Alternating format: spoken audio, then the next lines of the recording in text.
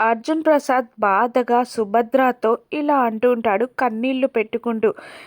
ఎంత దుర్మార్గుడైన కొడుకుని కన్నాం మనం సుభద్ర. వాడు చేసిన దుర్మార్గమైన పనులకి మనం ఎంత శిక్ష వేసుకుంటే సరిపోతుంది సుభద్ర. మనం ఎన్నాళ్ళు శిక్ష అనుభవించిన వాడు చేసిన పాపాలకి విముక్తి ఉండదేమో సుభద్ర అని కన్నీళ్లు పెట్టుకుంటూ అంటూ ఉంటాడు అర్జున్ ప్రసాద్. ఇంకా ఇలా అంటూ ఉంటాడు, కొడుకు పుట్టినప్పుడు అసలైన ఆనందం కాదు, పుత్రోత్సాహం కాదు, వాడు ప్రయోజకుడు అయినప్పుడే అసలైన పుత్రోత్సాహం అంటారు.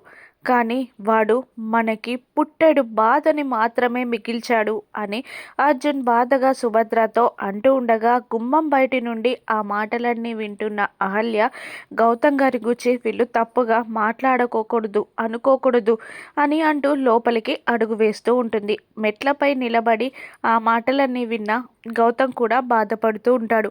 గౌతమ్ అహల్యని పిలిచేలోపే అహల్య లోపలికి వెళ్ళిపోతుంది. గౌతమ్ గుమ్మం దగ్గర నిలబడి జరిగేది చూస్తూ ఉంటాడు. అహల్య సరాసరి అర్జున్ ప్రసాద్ సుభద్రాల ముందుకి వెళ్ళి మోకాళ్ళపై కూర్చొని 2 చేతులెత్తి దండం పెడుతూ, గౌతమ్ గారు దుర్మార్గుడు కాదు, గౌతమ్ గారు ఏ తప్పు చెయ్యలేదు, గౌతమ్ గారి గురించి మీరు అలా మాట్లాడుకోకండి, గౌతమ్ గారిని అపార్థం చేసుకోకండి, గౌతమ్ గారు ఏ తప్పు కూడా చెయ్యలేదు, అదంతా నా వల్లే గౌతమ్ గారు ఇన్ని మాటలు పడాల్సి వస్తుంది, ఇన్ని అవమానాలు నిందలు మోయాల్సి వస్తుంది. గౌతమ్ గారు చాలా మంచివారు, గౌతమ్ గారుని కన్నా మీరు చాలా గొప్పవారు, మీరు గౌతమ్ గారిని పెంచడం చాలా మంచిది, మీ పెంపకం చాలా మంచిది, గౌతమ్ గారు చాలా మంచివారు అని అహల్య చెప్తూ ఉంటుంది అర్జున్ ప్రసాద్ సుభద్రలకి. దూరంగా నిలబడి గౌతమ్ ఆ మాటలన్నీ వింటూ బాధపడుతూ ఉంటాడు.